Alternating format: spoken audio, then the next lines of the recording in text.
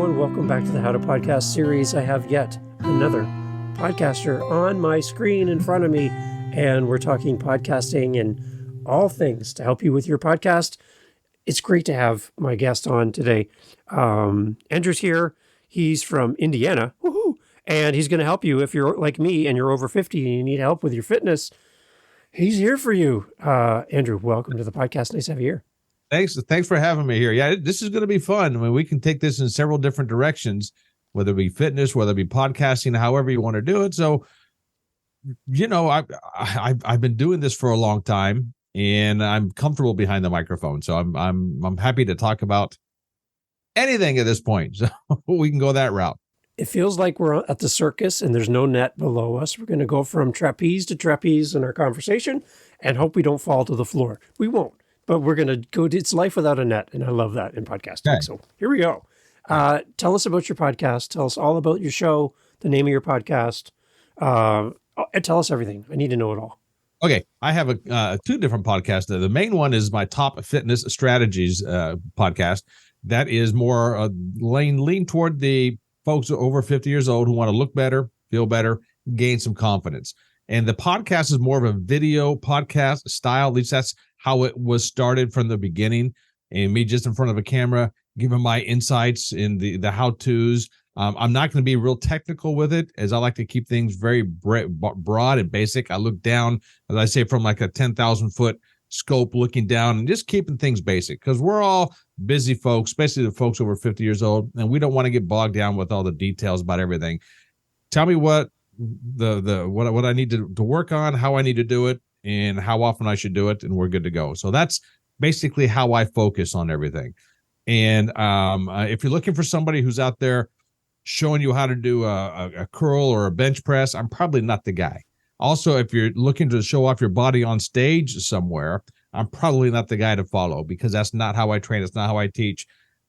And my podcast isn't designed to do it that way. My podcast is more of a, all right, let me tell you what I believe and how I approach health and fitness. And you say, hey, either I like it or I don't, or that makes sense, or it doesn't, or, you know, this guy is kind of intriguing. I want to get more details about how he's doing it. I also interview folks.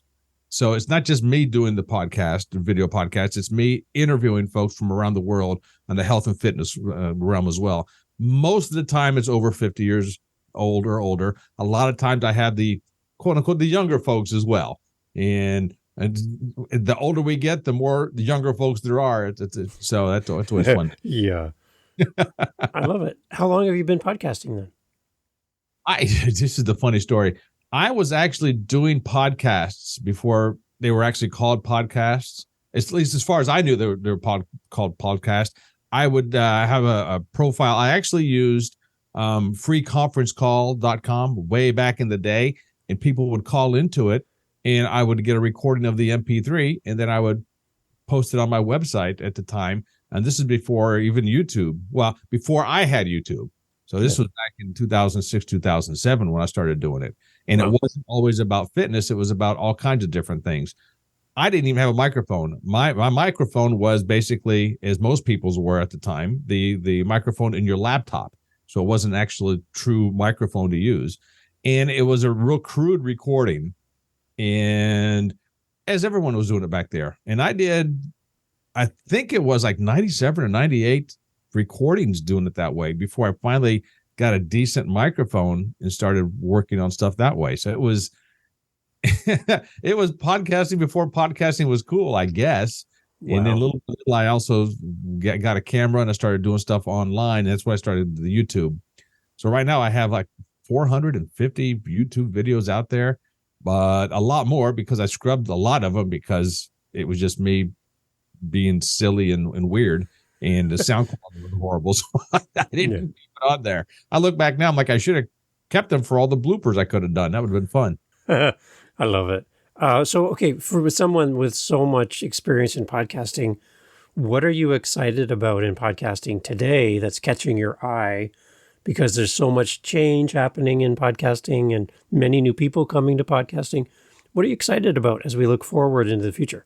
I'm excited that more and more people are understanding that podcasting even though at its basic form, it's somebody talking into a microphone.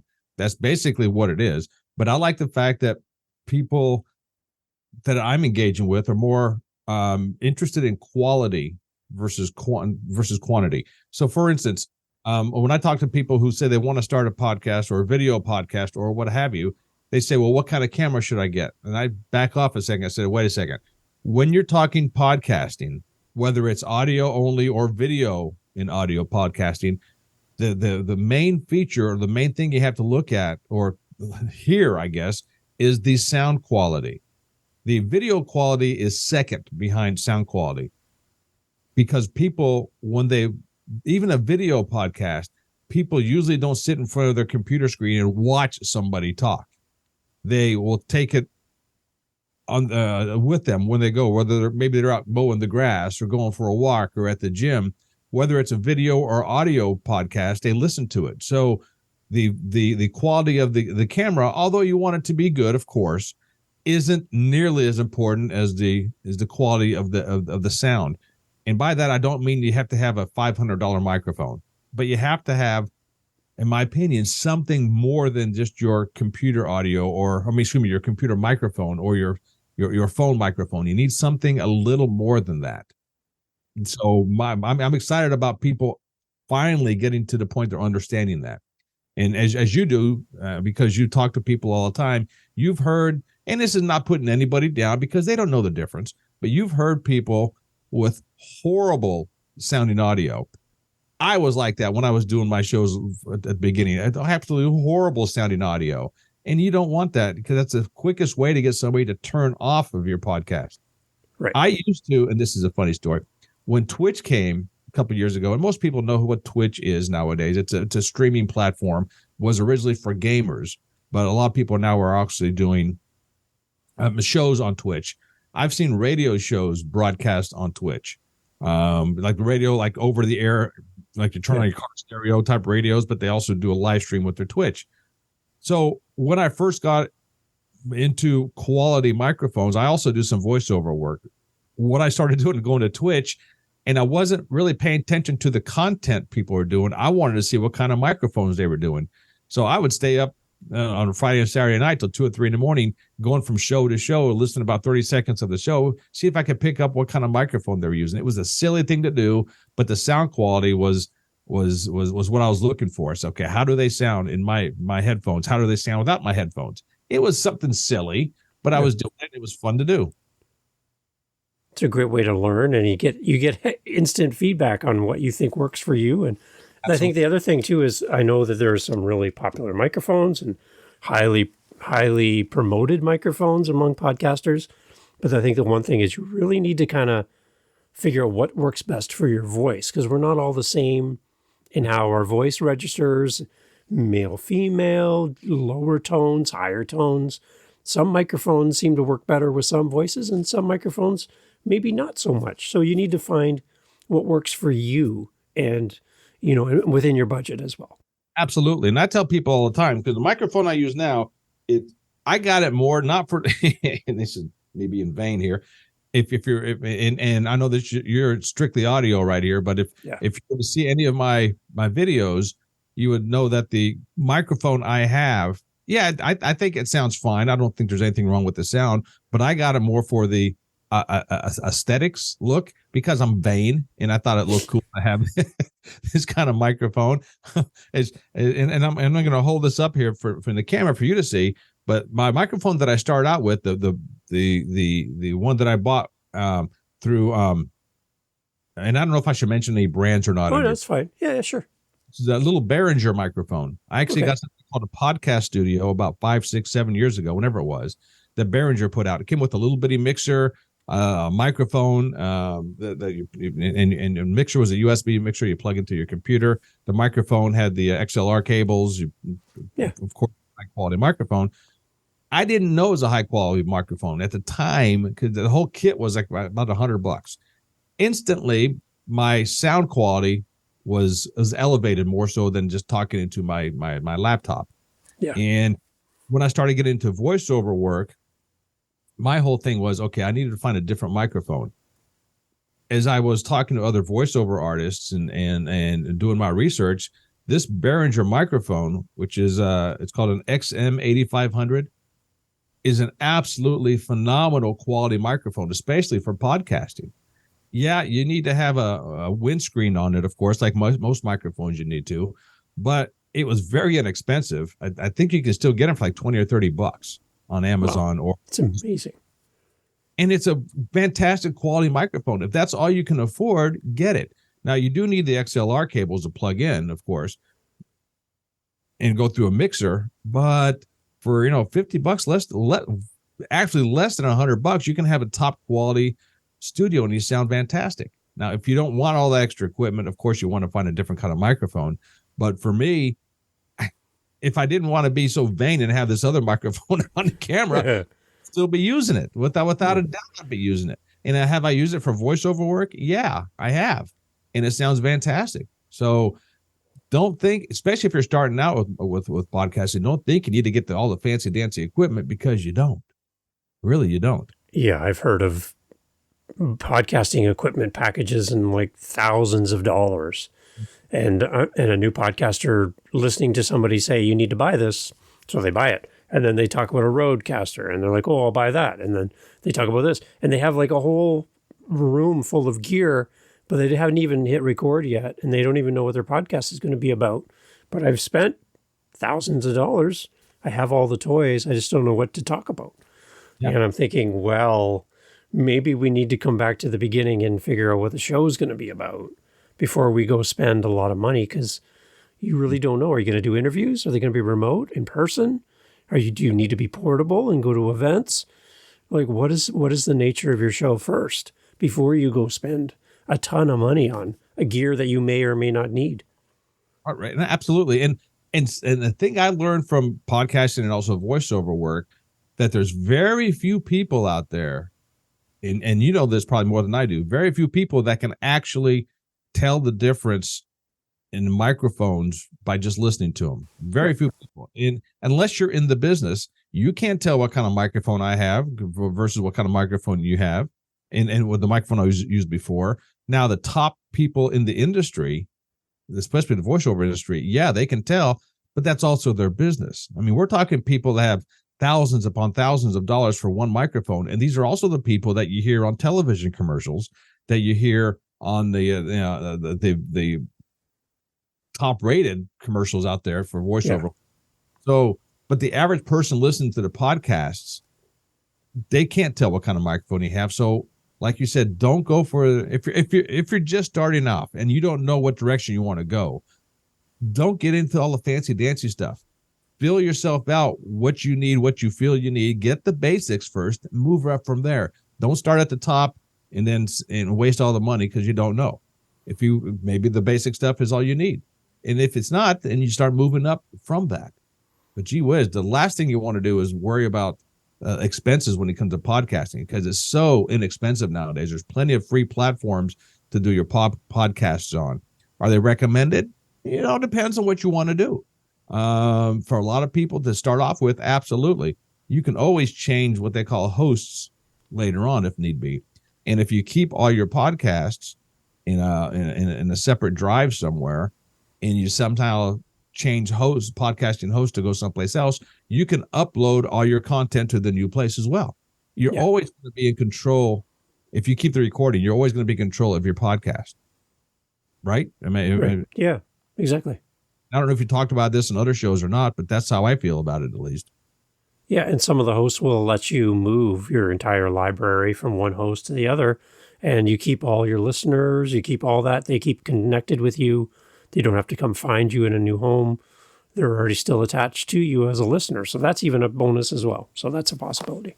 So it's something else I always talk about with I shouldn't say always talk about, but when I talk with people about podcasting, because the nature of how I do things, and also I have another podcast, another show I call Popcorn and Whiskey, which I basically just sit in front of the microphone and the camera, because it's a live stream, and talk about whatever I want to talk about, usually with a glass of adult spirits in my hand and some microwave popcorn. That's why I call it Popcorn and Whiskey.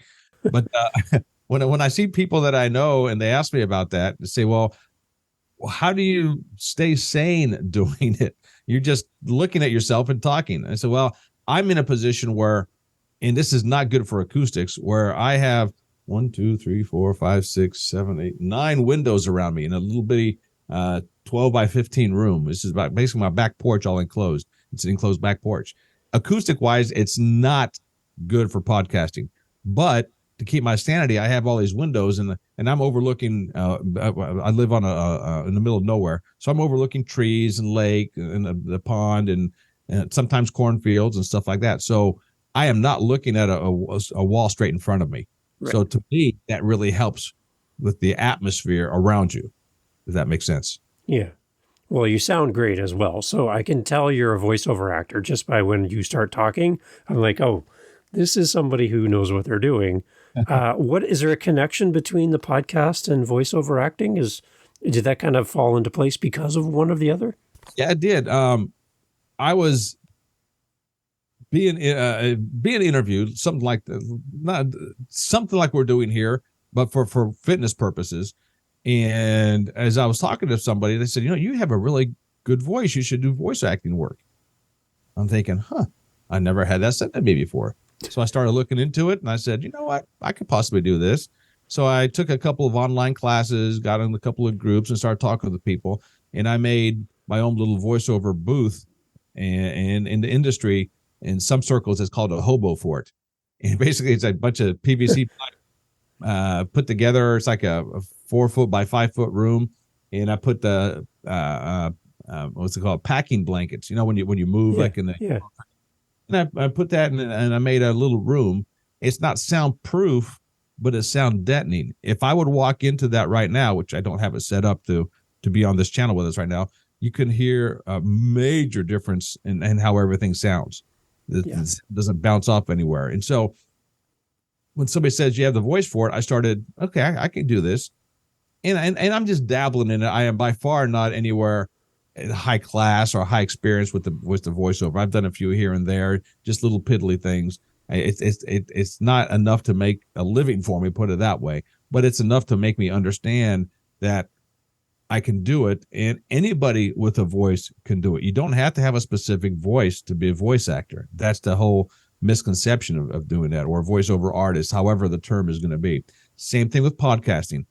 I don't care what your voice sounds like. You're going to find somebody similar to your voice out there with a podcast, and somebody similar to your voice is doing some sort of voice acting. So don't let your lack of confidence or overabundance of confidence control whether you do or do not do podcasting or voiceover work, because everybody can do it if you're serious about it and if you are willing to learn and get a little bit of the right kind of equipment and understand what's going on with acoustics. Okay, so I need you to do some plugging right now. I have people reaching out to me saying, Dave, I need somebody to record an intro and an outro for my podcast. I don't want to go to those sites where you hire a stranger. I'd rather work with somebody that you know. Dave, do you know anybody? And I'm building a list of people just like you who can do this for them. So if somebody wants to reach out to you and hire you and pay you, key point, pay you to do this for them, where would they go to do that? We're going to keep talking. We're not done by any means, but okay. I want to promote you and I want people to connect with you to do that for them.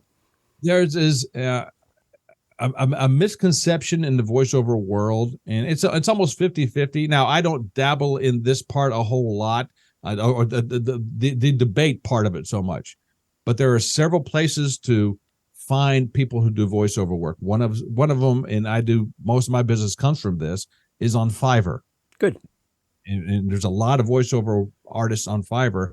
I personally know people that are making 5 and 6 figures a month just by voiceover work via Fiverr. Wow. Okay. I'm not one of those people. I'm at the bottom of the level there.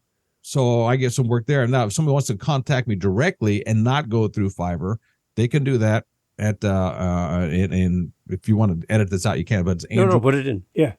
Poletto.com. You can link to it, whatever. Or you can go to topfitnessstrategies.com and find me that way as well. I'm not going to try gouging anybody, of course. It all depends on how many words you have for your intro and what's all going to be part of it. because I'm in the podcasting business. I'm in the intro and outro business as well. So I get it. So I understand what's going on there. Do you want top quality? I can be well above average. I'm not going to be the most the highest ranked out there. I'll tell you that right now. Yeah. But if you want somebody quality, have fun with it, that will be more than happy to redo it and based on what you want. You can even sit in with me during the recording if you want to. We can do it that way. I have no problem doing that. But yeah, doing intros and outros. That's one of my gigs on Fiverr, to do intros and outros. Beautiful. So there you go. So I know I've had many people ask me, and I'm on a search to find those people. So what we'll have is we'll link to your website. We'll also link to your Fiverr as well, because people want to come find you and pay you through there. I love it. So let's celebrate that as well. So we'll have all those links. You'll send those to me. We'll throw them in the show notes as well. But I love that. Yeah. So I don't know what direction you want to go. I love it. No, I'm glad that we got to do that. I think the biggest thing, going back to your talk about microphones, is just make sure your podcast is listenable. Yes. Right? Just make it listenable. It doesn't have to be like Dolby Atmos sound and in a world. Like, you don't have to do any of that stuff. Just make it listenable. So when someone's listening in their car or with their headphones on at the gym and they're working out and the clanging of the machine in the background, we can hear what you're saying, that it's clear enough for that. That's the main thing. So just maybe listen to your podcast in environments where your listeners would be listening. So play your podcast in the car and listen to yourself. Can you hear yourself on the highway when your tires are making noise on the highway as you roll down the road? Can you still hear your show without cranking it all up? Are you turning it up for the guest when the guest talks and then the host comes on? You have to crank it back down because the host is louder than the guest. Do you expect your listener to do that kind of mixing on the go? They're probably not. They're going to leave your show. So just make it listenable is the main criteria for every podcast episode. I think that's probably one easy thing that we can all work towards. Yep.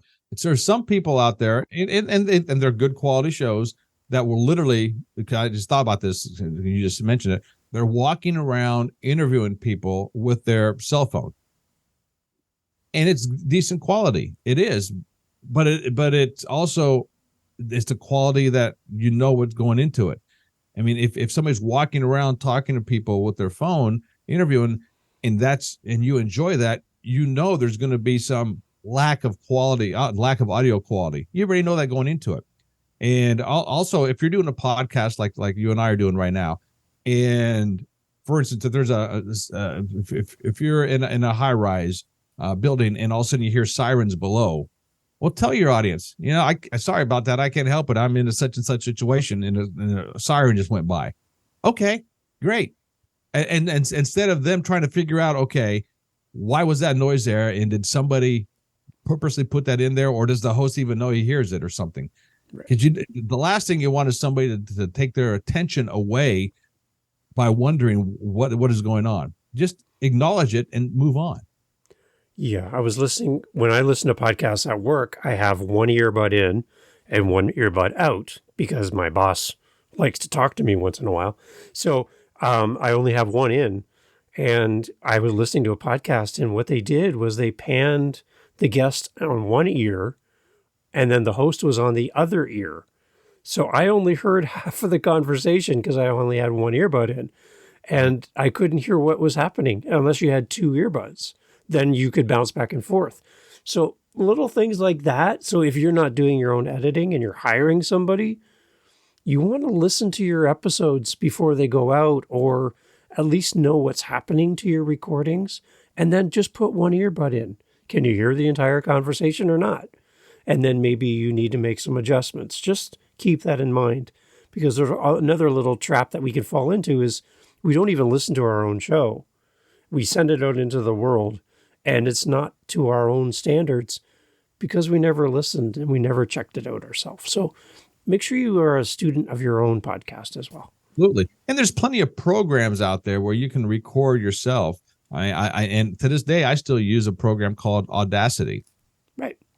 some people don't like it. I think, that's how I learned, and that's how I still do it. And there's so much you can do, and it's a free program.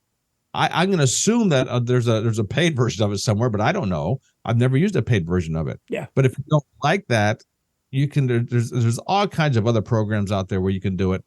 And if you're working on a budget, learn to edit yourself. Yeah. And editing yourself is a great way to find out what you're doing, because a lot of people, myself included, I say and I do this lip smack. Sorry about that, but I do it quite a bit. I'm like, oh, okay. And after editing myself, do I still do it? Yeah. Have I cut back? Tremendously, because I'm getting tired of editing it. It's in your forefront of your mind because you're doing it yourself. Yeah, I was listening to somebody, and I'm reaching out to them, and I'm helping them with their podcast. And the whole time they're recording, they're a little bit nervous and fidgety. They have a clickable pen in their hand, and they're sitting here clicking right beside the microphone. Click, click, click, click, click, click, click, click, click. And I'm like, do you know that that's going to be really hard to remove that from your editing, like when we edit your podcast, because it's just constant. I said, can you just get like a cheap pen without a clicker on the end top of it? So I have all my pens, and I have none on my desk that are clickable. They all just have a plain plastic lid, and I can't make a noise because sometimes I reach for it and I'm not even thinking about it, and it comes right through my mic. So little things like that. I have a pen on my desk. I just wave at the camera sometime. Oh, like the top just fell off it. There you go. It's something else that talking about. Oh, my pen broke. Oh, no wonder. I clicked it too much. Is something else that you might want to think about is, and I heard a podcast the other day, and the subject is unimportant, but the lady, first of all, she was very knowledgeable of the subject. Every other word, it was like this. I like this. I like this. It's like talking to a valley girl. Back in the day. Like for sure. Like. My gosh. If she would listen back to it, she would hear herself. She's got to be able to hear herself, because I was getting annoyed. I was very interested in the subject, but I was getting annoyed at the way she was presenting it. It was horrible. It's funny. And when I listen to other podcasters and they say what their crutch words are, the things they say repeatedly. And I know for me, I say so. I do lots of uhs. I just did one there. But they were saying that their crutch words were this list. But as a listener, I have my own list of what your crutch words are. And they don't acknowledge those, but I hear them all the time. Yep. And it's funny because I think they're unaware of the ones that I hear as a listener. I love their show, but I know that they're going to say it. I can almost count, like they're going to say it 20 times every episode. It's like a drinking game almost. I just know it's coming. So I know I'm going to get another sip in a second. But they think that this is their list. But I, as a listener, know that this is your real list. So I know people have that for me as well. Just when you edit yourself and do your own podcast editing, it's going to become quite apparent over time, kind of where you naturally go to in your speech. So just, it's another way of just understanding it. You're not going to be perfect, but just be aware, because your audience is very aware of where you're going to go in how you talk. So you mentioned this, if you're wanting the perfect podcast, it's non-existent. There is no perfect podcast. Don't think yours is going to be perfect, because it won't be. just watching me or listening to mine, you're going to realize that, because now I'm at the point now where I don't edit. Unless it's something like, I say a cuss word in the middle of it I shouldn't have, then I'll edit that out. Usually I don't edit anything, because I like to be authentic. That's just how I do it. Yeah. And then if you compare yourself to a show that thanks 20 people at the end for being part of the team, the copy editor, or the editor of the copy or editor, the guy that gets the coffee for the copy editor, the program producer, and the technical advice, if you compare yourself to that, and you're a solo podcaster and you do it all yourself, please stop doing that. Please stop comparing yourself to them. They have salaries, they have budgets, and they have to meet numbers and targets for listenership and money that they earn and sponsorships, because they have to pay an entire team of 20 to make one episode, and it's thousands of dollars. And here we are recording an episode and doing this on our own. Yep. So don't compare yourself to something that's big and shiny, because you're never going to win in that kind of comparison game. Absolutely. And never, ever, ever say, well, no one wants to listen to that topic. Believe me, there are topics out there that are so obscured and they have a huge following that you'd be surprised what they are. The only topic somebody won't listen to is the one you won't record. It's just that simple. Now, when it comes to marketing, it's a whole different ballgame. But don't, and I don't know how to phrase this, don't not do it because you feel no one wants to hear it. Because you will have an audience. They just need to find you somehow. No matter what your topic is, you will have an audience. Right. And I've heard people say, well, I've recorded all these episodes and I haven't had any interaction. And I'm like, that's weird. Like, no one's listened to your show? No, not at all. I'm like, that seems odd. You'd think you'd have at least a couple listens. I'm like, where's your host? They're like, what's a host? I'm like, oh, wait a minute. I'm like, where are your recordings? Well, they're on my computer. They're on your computer. So you've recorded the episodes, but you haven't loaded them to the internet through a host? What's a host? And I'm like, okay, we need to back it up a little bit here. Just so the understanding, they didn't understand what happens after they finish hitting record. They didn't know how it got to the internet and how it got to people's phones. They didn't understand that piece. But they have all this great content and they were like giving up on their podcast, but we've never heard it. So there's a little bit of steps that you have to do as well. Yeah. And that now you're getting into the technical aspects of things, which, excuse me. Yeah. Sorry about that. The technical aspects of things. And I shouldn't say technical. It's more the behind the scenes, because when you start talking about hosting and platforms and this and that, it can be overwhelming. It's even to me, and I've been doing it. Like I said, I have like I said, over 450 YouTube videos, which I still don't know how to maneuver through YouTube, believe it or not. And of the straight podcasts, I just uploaded episode 145 last night on my Top Fitness Strategies podcast, audio podcast only. So when it comes to hosting and all the behind the scenes stuff, I don't know it. I just know I uploaded to my podcasting host, and somehow it gets put out there. I don't want to know all that stuff, but I know it needs to be done. And it has to happen. If someone wants to hear it, you have to put it in a place where they can hear it. Yeah. I just connected my RSS feed. For those who don't know what that is, basically your address to your content. I just connected mine to YouTube for the first time, which is a very interesting process, by the way. So it's available for me here in Canada. I have 7 podcasts, but only 2 of them are I'm allowed to connect to YouTube. The other 5 are still waiting for approval or something. But I've connected 2 of my podcasts now to YouTube, and they pull in my audio into YouTube now through my RSS feed, and they create their own, like just with my artwork, and create a static post for each episode, non-video, because that's how I recorded them, and they're on my hosting site as non-video. So they've pulled them in already, and now I have 2 copies of what I've uploaded in the past, and now what YouTube has pulled in through my RSS feed. I now have 2 episodes of both episodes. So now I'm going through the process of trying to make this all work, because I've given a link to my guest in the past, months ago, to what I've posted to YouTube. But now there's a new post. So I'm trying to navigate through all that. So connecting your YouTube to your RSS feed, that's a whole new thing for me. And it's exciting because I'm somewhere else, but there's a lot of work too. So be careful there. Now, do you have for your shows, do you mention the host you use? Do you not? Yeah. I use Buzzsprout for 3 of my shows, and then 4 of my other shows I use the Spotify for podcasters, formerly known as Anchor. So those are my 7 shows. Okay. I use Libsyn. Great. Shows, and the other one is the Popcorn and Whiskey, which I haven't done a whole lot with the podcasting part of it because it's mostly live streaming on different platforms. But it's called callcast.co. It's a new one out there as well. I'm one of the first ones to use it, so I don't know if it's out of beta testing or not, but it's free, and I'll tell you that. Does it have some bugs? Yeah. Is it the most beneficial one out there? I don't know. And I use it just because the Popcorn and Whiskey wasn't designed to be spread everywhere yet. And it will be, but just not yet, because right now I'm just having fun with it, just doing live streaming with it. Nice. I like it. It's great. Live streaming is another thing I haven't tried yet.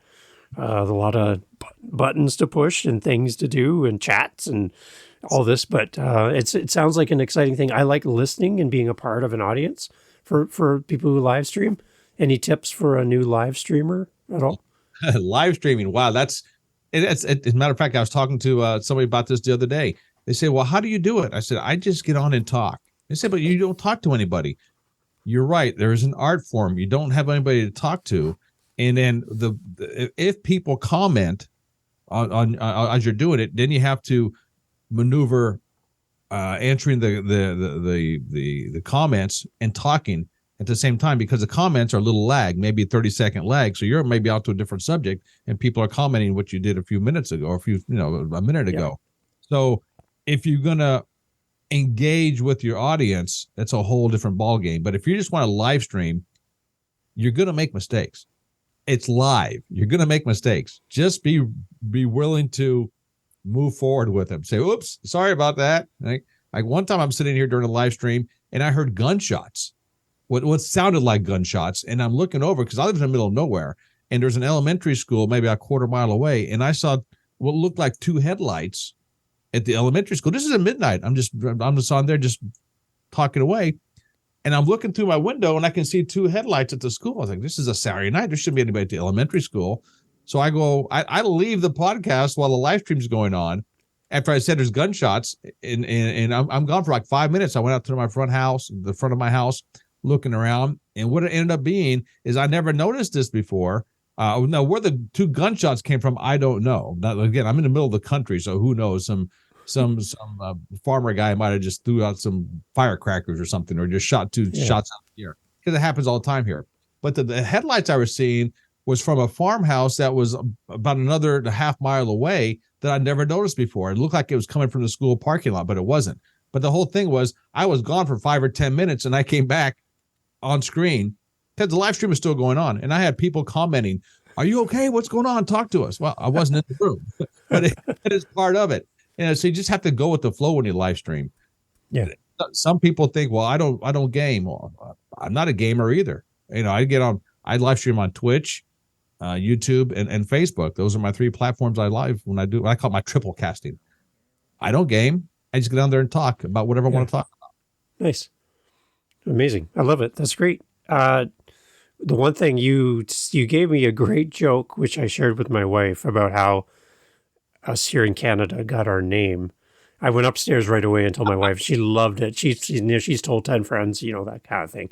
Can you share the joke about how Canada got its name? Because you do it much better than I can. So it's not a joke. It's the absolute. It's a truth. It's a truth. Truth. Okay. A long time ago, when the first settlers came to Canada, I don't even know Canada history. All right. So I don't even know what year it was established. But all the settlers came in. They loved the land. They said, this is a beautiful land here. We're exploring everything. Sitting around one night around the campfire and said, we got to call this beautiful place something. What are we going to call it? And they're racking their brains. They came up all these different names. And one guy says, you know what? Let's take all the letters of the alphabet, throw them into a hat, and the first 3 letters we pull out, that's what we'll call our Canada. That's what we'll call our nation. They said, okay, let's go. The guy puts out the letters in the bag, mixes them up, and then one guy reaches in there, pulls out a letter. He goes, C-A. The next one was N-A. The next one was D-A. So that's how Canada got its name. Eh?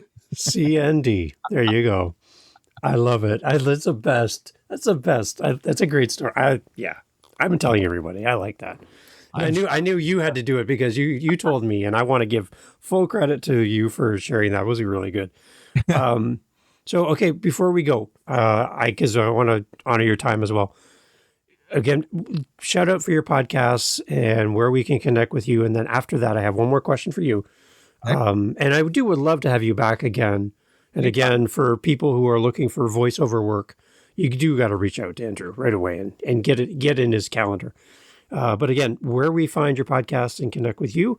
And then I got one more question. Okay.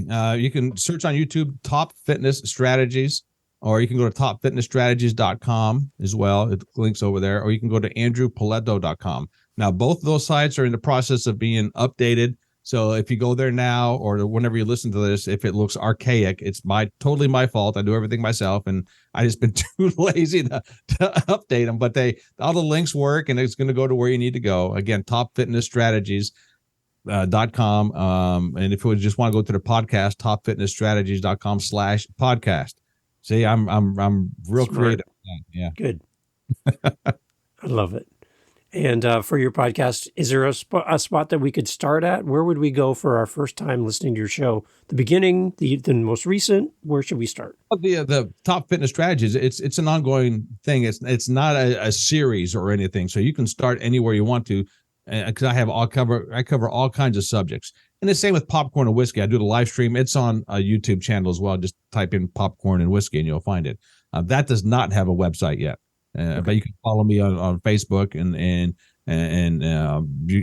once again, when I live stream, it's on my Facebook page as well. So okay. Popcorn and Whiskey or Top Fitness Strategies, and no, you do not have to start at any particular spot. Just jump in and have fun listening.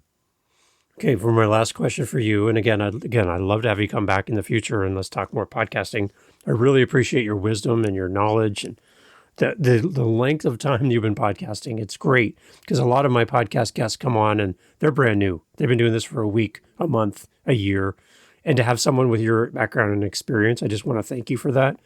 But for you, if there was one thing you hear podcasters say that you wish they would stop saying because it's really not true, is there something that you hear in podcast circles that you're like, can we please just stop saying this because it's really not helping new podcasters to start or grow or continue with their podcast? Is there anything that you're like, please stop saying that? That's a good question. You know, I don't know how they're saying this, but you don't have to be fancy. Quit being fancy. Just be you. You know, do you have to have guests? No. And when you do, just have fun with them. And I don't know if I'm answering your questions right, because there's nothing that it comes to the top of my head that I hear podcasters say all the time that just drives me up the wall. I just can't think of that, because I guess if there is, I don't listen to that podcast anymore. The ones I listen to are just people who are authentic, just being themselves and talking about what they know. Yeah. For me, it would be that if you don't have 1,000 listens in 7 days for each episode, you're not a success. Oh yeah. I'm like, come on. Come on. Really? There's like 99% of the podcasters don't have that. So don't. Right. So who is going to start a podcast if that's the minimum? Like, you think of the ride height when you go to the rides at an amusement park and they have that sign saying you must be this tall to go on this ride. If you're saying to podcasters, new podcasters, that you are not a success if you don't hit that number and you can't be a part of podcasting, so stop. I think that's scary for new people who have 10 listens and they walk into a room and they hear people say that they get 10 listens in a second. It's like, come on. I'm going to give up. I'm going to give up because I'm not going to be at that level. So can we stop saying that, please? And let's bring more people into podcasting to make all of podcasting better. Mm-hmm. And your metric is your metric, and whatever works for you and motivates you, great. But don't say that that's the minimum, that everyone else has to meet your standard. I just go away from that. So you're 1,000% right. Never, ever, ever think that just because you don't have the same downloads as right now top in our industry is Joe Rogan. You know, no one's going to have what Joe Rogan has. You know, whether you like his content or not, you're not going to have that. You know, go with the Joe Lunch Bucket, or you look in the mirror and say, okay, I want to be equal to the guy I'm looking at in the mirror. Right. That's it. Yeah. Have fun with it. If you're not having fun, don't do it, because it is work, yes, but at the same time, you have to enjoy it, because podcasting is a labor of love. If you ask me, it's something that it's not a get rich quick scheme. I'll tell you that right now, but it's fun. It's enjoyable. You can have a lot of good time. You can meet interesting people all over the world with it. And that's what's good about it. I love it. Thank you so much for making time to be on the podcast. Again, the door is always open. I would love to have you back. And for the How to Podcast family listening today, please go over and check out the podcast, support Andrew, and give him all your love, your support, your follows, your likes, your shares, whatever that is. And let everybody know if you're looking for a great fitness podcast and you want a great host that's going to love and serve you well, you just found him. So welcome. Thank you so much for being part of the podcast. It's great. Having me. Hey, it's Dave jumping on here at the end. I hope you're doing well. Thank you for listening to the How to Podcast series. Putting this out there for you. You're starting a podcast and you're like, Dave, the technology is giving me a headache. This editing thing is, I don't know, it's banana pants. I can't figure it all out. And you're thinking, if there was somebody who could help me with my podcast, I would pay them to do the editing for me. Guess what? I'm actually doing that. I have clients now, past guests who've been on the show on one of my other podcasts, on this podcast. I'm doing some podcast consulting. I'm doing podcast editing. I'm helping with people launching their podcast, getting it, all the technology stuff, all getting your podcast in all the players, helping you with your YouTube channel, your website. Oh, it just goes on and on. It goes on and on. And I would love to help you. So instead of going to Fiverr or Upwork, I've been on there. I keep trying to get on for jobs and nobody's paying attention to me. And I need attention. I would rather work with you as a listener of the show. So here's what I'm saying. Go to howtopodcast.ca, leave me a voice message, tell me what you need, and let's work out something that works for you and your budget. And if you need full service or you just need something quick like a drive-through type service, I'm there for you. I got you. And if you like what you hear on any of my 7 podcasts, I can do that for you. I can. And I'd love to work with you because you are amazing. And I'm there to help you, whatever you need. howtopodcast.ca. Reach out, let me know what I can do to help you with your podcast. Thank you for listening. Catch you on the next episode. Take care.